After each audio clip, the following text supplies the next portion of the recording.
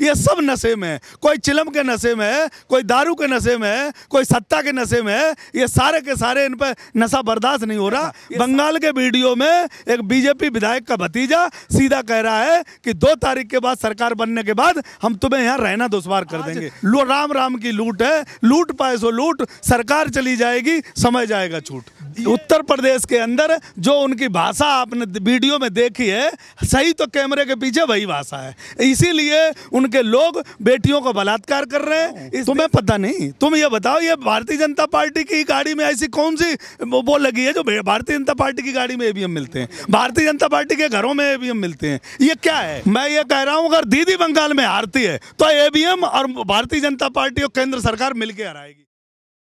कह रहा था कि उनका बूथ कैप्चरिंग हुआ, लेकिन इलेक्शन कमीशन रिपोर्ट जारी कर दे कोई बूथ कैप्चरिंग नहीं हुआ। भाई मैं तो आपसे पहले ही कह रहा हूँ, इलेक्शन कमीशन पे अब भरोसा नहीं है, ना ही तो अब हमें मीडिया पे भरोसा है। जिस तरीके से अभी एक पत्रकार कह रहा था कि एक पत्रकार दीपक चौरसिया, उसमें पॉस्को के तहत मुकदमा दर्ज है और वो आज एंकरिंग कर रहा है। तो ये क्या है? ये एक देश में, एक संविधान में 4 चीज़ें नहीं चलेंगी। लेकिन मोदी जी के और अमित शाह के छत्र छाया में जो व्यक्ति बैठा है वो 100 कत्ल करके भी माफ है, और एक आदमी पे झूठा मुकदमा बकरी चोरी का लगा दिया जाता है, वो जेल में डाल दिया जाता है। ये देश ऐसे नहीं चलेगा जैसे वो चलाना चाहते हैं। आप तो ऐसी बातें कर रहे हैं जैसे बंगाल में ममता बनर्जी जीते तो ईवीएम ठीक है, और मोदी जीत जाए, सोनार बांग्ला की बातें सच हो जाए तो चुनाव आयोग खराब है, ऐसी बात। मैं यार क्यों कह रहा हूँ? तुम्हें पता नहीं? तुम ये बताओ, ये भारतीय जनता पार्टी की गाड़ी में ऐसी कौन सी वो लगी है जो भारतीय जनता पार्टी की गाड़ी में ईवीएम मिलते हैं,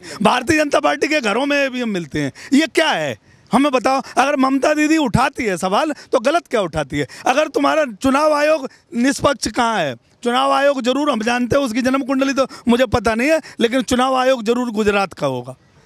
ये 100% मैं कहता हूँ, क्योंकि ये गुजराती लोगों पे इस देश में कब्जा करवाना चाहते हैं, और ये उद्योगपति देश में और नहीं मिले, और देश के उद्योगपति नहीं थे, उनको क्यों खत्म कर दिया जा रहा है? गुजराती उद्योगपति देश में क्यों लाए जा रहे हैं? इसका मतलब ये है कि गुजरात के रास्ते से देश में कहीं ना कहीं गलत होने वाला है, और ये किसान सही समय पर जाग गया, नहीं अब तक तो जमीन इसकी लुट गई होती। अच्छा, योगी जी ने नाई का कोई वीडियो वायरल हो रहा, बड़ा मान सम्मान क्या पत्रकार? यार देखो, योगी जी के बारे में बात करोगे तो बहुत लंबी बात हो जाएगी। योगी जी उत्तर प्रदेश के अंदर जो उनकी भाषा आपने वीडियो में देखी है, सही तो कैमरे के पीछे वही भाषा है। इसीलिए उनके लोग बेटियों को बलात्कार कर रहे हैं। इस देश में क्राइम चरम सीमा पे है, और बिहार और उत्तर प्रदेश बेहाल है। हो सकता है कि भारतीय जनता पार्टी जब तक रहेगा, एक एक बेटी यहाँ सुरक्षित अपने आप को महसूस नहीं कर रही, किसान सुरक्षित महसूस नहीं कर रहा है, गरीबों के ऊपर दिन दहाड़े चैलेंज करके उन्हें मारा जा रहा है, उन्हें पीटा जा रहा है। ये प्रधानी का और जिला पंचायत का चुनाव आ रहा है, आप अगर देखोगे गांव से और ऐसे इलाकों से वीडियो आ रहे हैं कि भारतीय जनता पार्टी के लोग उनको मारने का और पीटने का काम कर रहे हैं, और जबरदस्ती इस लोकतंत्र में वोट लूटने का काम कर रहे हैं। अगर वोट नहीं दोगे तो तुम्हारे साथ ऐसा कर दिया जाएगा, तुम्हारे साथ वैसा कर दिया जाएगा, तुम्हारे साथ पुलिस की धमकी देते हैं। बताओ, पुलिस क्या, पुलिस उनके पिताजी की है? ये पुलिस देश की है, ये पुलिस ये उत्तर प्रदेश की है।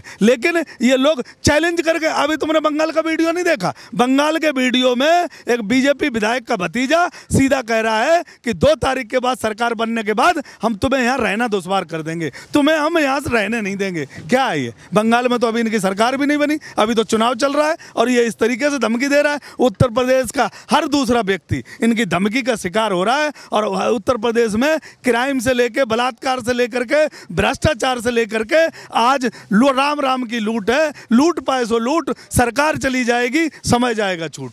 ये चल रहा है। योगी जी का जो भाषा है, योगी जी कुछ एब्यूजिंग वर्ड यूज कर रहे हैं, और मोदी जी वो दीदी, तो ये रोड भैया, ये दीदी, तुम्हारे कैमरा चालू होगा तो वो दीदी कहेंगे। इनकी सबकी यही भाषा है। भारतीय जनता पार्टी के लोगों की आप बात कर लो जाके ना, कैमरा बिना कैमरा के बात कर लो, इनकी यही भाषा है। ये सब नशे में है, कोई चिलम के नशे में है, कोई दारू के नशे में है, कोई सत्ता के नशे में है। ये सारे के सारे इन पर नशा बर्दाश्त नहीं हो रहा, ये सारे नशे में रहते हैं। और ये जनता के साथ और पत्रकारों के साथ, पत्रकारों को कल परसों वहाँ मारा गया, पीटा गया, पत्रकार जेल में बंद है। पत्रकारों के साथ जो अभद्रता करते हैं, ये एक भी नशे से बाहर नहीं। नशा में है, लेकिन अखिलेश यादव किस नशा में चूकते कि पत्रकारों को नाक से खून निकलवा संभल में अखिलेश यादव, ममता बनर्जी, राहुल गांधी, इनको ये क्या है, ये सत्ता में बैठे हैं।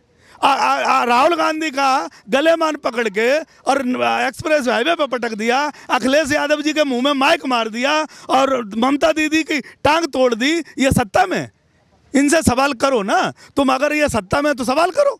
लेकिन सत्ता में जो पार्टी है ये कि यही तो चाहते हैं। भारतीय जनता पार्टी वाले क्या चाहते हैं कि राहुल गांधी से सवाल करो, भारतीय जनता पार्टी वाले चाहते हैं अखिलेश यादव से सवाल करो, भारतीय जनता पार्टी वाले चाहते हैं कि ममता दीदी से सवाल करो। अबे तुम सत्ता छोड़ोगे जब तो हम उनसे सवाल करेंगे, वो सत्ता में आएंगे। सत्ता में तो तुम बैठे हो, सवाल उनसे कैसे करें?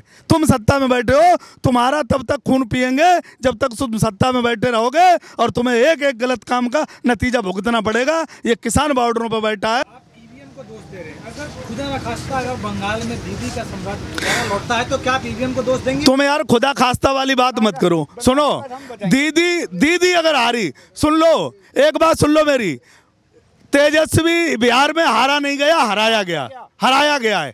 बिहार की जनता आज भी तेजस्वी के साथ खड़ी है और वहाँ क्राइम और आज भी 50 लाख रुपए की रंगदारी मांगी गई है और वो रो रहा है। आज भी देख लेना और टीवी नहीं दिखाएगी तुम्हें। और अगर बंगाल में दीदी को बंगाली लोग नहीं हराएंगे, बंगाल की जनता नहीं हराएगी। अगर हराएगा तो चुनाव आयोग हराएगा, प्रधानमंत्री हराएगा। देश की लोकतंत्र को खत्म करके इस देश की जो मशीनरी इन्होंने कब्जे में कर रखी है, सरकार जो कब्जे में कर रखी है, वो हराएगी। वहाँ बंगाल की जनता दीदी को नहीं हराएगी, क्योंकि एक एक महिला, एक एक व्यक्ति, एक एक बंगाली दीदी के साथ खड़ा है, क्योंकि दीदी ने विकास किया है, दीदी ने योजना जमीन पर पहुंचाई है। इनकी एक योजना बता दो, मैं तुमसे पूछ लेता हूं, गंगा की कितनी सफाई हुई तुम मुझे बता दो। नोटबंदी का क्या फायदा हुआ मुझे बता दो। उत्तर प्रदेश में आज इन्होंने ये कहा था भ्रष्टाचार मुक्त कर देंगे, बता दो कौन सा भ्रष्टाचार मुक्त हुआ। इन्होंने ये कहा था तुम्हारी डबल आय कर देंगे, डबल आय के नाम पर ये कैमरा घुमाओ ना, ये सारे किसान बॉर्डरों पर पड़े, ये कहते हैं कि भीड़ नहीं है वहाँ।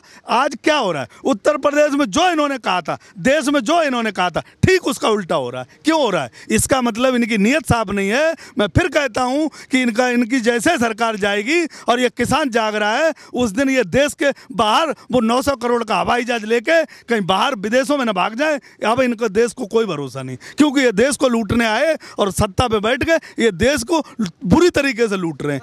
एक एक बैंकों का विलय हो रहा है। इंदिरा गांधी प्रधानमंत्री थी, उन्होंने बैंकें खोली थी, ये बैंकों का विलय क्यों कर रहे हैं? क्योंकि अपने उद्योगपति मित्रों को कैसे लाभ पहुंचाया जाए। और वही मित्र हैं जो हजारों अरब रुपए, हजारों करोड़ रुपए लेके विदेश में भाग गए। उन्हीं दोस्तों को कहीं ना कहीं बैंकें दी जा रही हैं। इसका कहीं ना कहीं मेरा सवाल फिर से वही है कि क्या अगर दीदी बंगाल में आती है तो आप ईवीएम पे सवाल फिर से उठाएंगे? मैं ये कह रहा हूं, अगर दीदी बंगाल में हारती है तो ईवीएम और भारतीय जनता पार्टी और केंद्र सरकार मिलकर हराएगी, चुनाव आयोग भी हराएगा। क्योंकि हमने देखा है कि बंगाल में जनता दीदी के साथ है, जनता दीदी के साथ है। और ये तुम्हें भी मानना पड़ेगा कि बिहार में जनता तेजस्वी के साथ थी।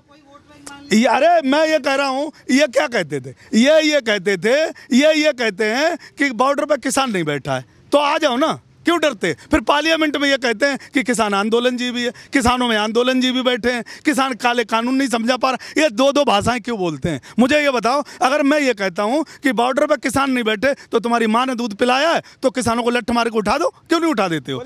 और ये फिर वहां जाके कहते हैं कि किसान काला नहीं समझा पाया, कि कानून में काला क्या। ये दो बातें करते, दो बातें इसलिए करते हैं, न तो इन्हें सत्ता का ज्ञान है, न देश का ज्ञान है, न अन्नदाता का ज्ञान है। ये बिल्कुल अज्ञानता की तरफ सरकार जा रही है और राम की लूट हो रही है। किसी भी तरीके से देश को लूटा जाए, अंग्रेजों ने भी इतना नहीं लूटा था जितना ये लूट रहे हैं। सब किसान वो आप बंगाल की बहुत बहुत शुक्रिया हमसे बात करने के लिए। तो देश और दुनिया की तमाम बड़ी खबरों को देखने के लिए आप यूं ही बने रहिए, देखते रहिए DS4 न्यूज़। धन्यवाद।